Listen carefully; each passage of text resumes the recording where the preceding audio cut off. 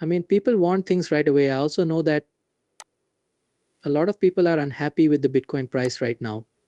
It's staying around 58 or 60.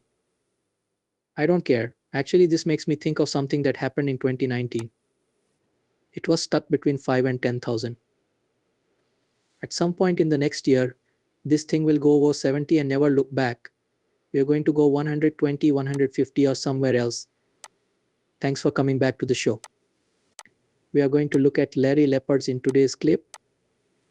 You should do what he says and put as much money as possible into Bitcoin. Besides that, he will talk about the end of the fiat dollar, Bitcoin becoming very popular very quickly, Bitcoin BS, gold, and some threats to Bitcoin that might stop its growth. So be sure to see this through to the end. A lot of useful details. Sign up and like. More people will see this movie and learn about Bitcoin. Let's play the video and listen to what Larry has to say. When you're 30, you have a long way to go and can make a lot of money. So it doesn't matter if this thing goes up and down a bit, right? Putting all your money into something at age 60 or 70 and seeing it lose 60% isn't a good idea. That's why I believe older people should be a little wary. But that doesn't mean they hold no value. I'm glad you are able to convince your dad because, as far as I can tell, it will continue to be the best performing financial asset. That's why the question is whether you can handle the roller coaster, which, as we all know, doesn't last more than 4 years. After that, you'll be fine. Now, if you're dying and think you might need the money, think again. You might need it in a year or two. You might not want to keep all of your money in Bitcoin. You need to take it. You need to have so it's just a matter. Really, it's not a 0 or 1. I mean, when I talk to my older clients, I tell them, look, I'm not telling you to put all your money in the big one. I'm just saying that having 0 Bitcoin is insane because it's got more asymmetry than anything else in the world right now by a large measure. Funny thing is, I've met a lot of people who are making the mistake of fixing an older present. I totally get it though. It's now worth 60,000, but you bought it for 5,000. How am I going to pay that much? I told them, yeah, but you don't get it. When I bought it for 5,000, I looked at Max Kaiser who bought it for 2. And you have to get used to the idea that what Sailor said is true. Laura, it will keep going up. So, you know, if you bought it for $60, I think it will go up to $600 and then to $6 million, which I think will happen. You will be very happy that you got it at 60 over a number of years.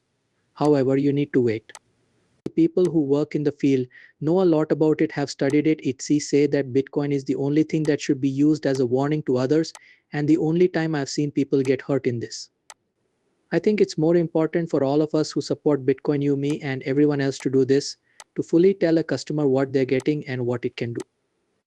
Because the only time I've seen someone get hurt on it was when they were too excited and fell right at or close to the top of the wave. They felt bad about being wrong, so they blew it out at the bottom. Oh, I see, they bought some, which was a good start, but they didn't do the other part right. They did not take the dollar cost average. Instead, they sold because the price made them think they were wrong in some way. On the other hand, if they just hung on, everyone who has been in it for 4 years is already ahead of their cost basis. And I think that will keep happening. But for an older person who doesn't like taking risks, it should be a part of their wealth that is risky enough that if it drops 60%, it won't change how they live or scare them. That doesn't make sense to me. But I mean, if you're 70 or 80, it might be 10 to 20% of your assets. But I believe the trend is, how long do you think it will be before hyper-Bitcoinification or the fail of all paper currencies like the dollar? Oh, I think they might have another 10 years of canning left, but we're getting a lot closer. If you use the Ford turning model, these things usually last 20 to 30 years. And you think about that, you know that the start of this Ford turning was. I mean, I believe that was the main that really woke you up, right? That's when I realized, oh my God, these guys are crazy and they're going to print money forever to keep this thing going. In 20 years, it will be 2028. And in 30 years, it will be 2030 years, it will be 2038. That's why I think this problem will be solved in the next 10 years, or maybe even sooner. And when the problem is finally fixed, there will be a lot of money printing and huge inflation. No one will be able to stop them. and a currency fails or hyperinflates when everyone stops believing in it. That's beginning to become clear. There are two very good signs that point that way. One is that we just hit a record high for the price of gold. It costs more than $2,500 in US dollars. I'm sure it's also a record in Australian dollars. The price of Bitcoin isn't a record yet, but it's pretty close. The record was in the low 70s. In the 1960s, we were pretty close to that, and they were a little below it. I have also noticed that gold tends to move first when these things happen because it is more widely held and I think more geopolitically aware of problems that are about to happen. So, if the last few times this happened are any indication, I think that Bitcoin will move and it will move much faster and harder than gold in the next 3 to 6 months. I mean, if you can handle the risk, I believe Bitcoin is a better investment than gold. But it does lag a bit sometimes. I also think that we don't know what the other side will do to try to poke fun at us. They could do a 6,102, which means they could take it away if they really thought they were in danger. I believe that many of us would not follow through, but that's a different matter. Saylor told me that one of his worries about risks is that only the key developers will go bad, but I don't think that's likely to happen. I don't think that this is likely to happen. And I think that the way that changes are approved is fine.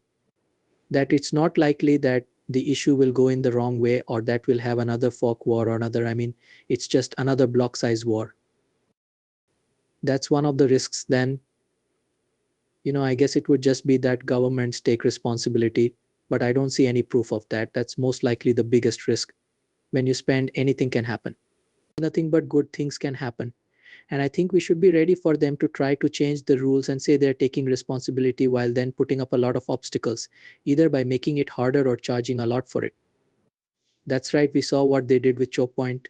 They clearly don't want this to threaten the system they already have in place. So I think we need to think of clever ways for them to try to stop it. I don't think anything they do to try to stop it will work, but I do think we shouldn't discount them because I've seen them work for 40 years and know how they slowed down gold in 2013 and other things.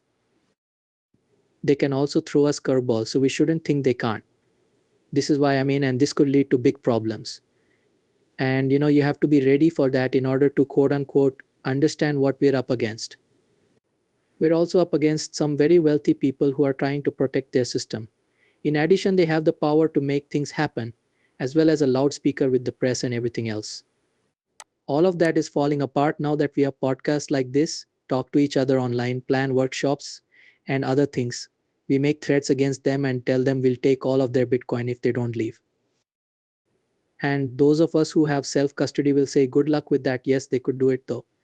Yeah, that could make people have to leave their homes and live in other countries, break the law, or do something else. I don't think we should. I mean, I think the people who run these countries are psychopaths.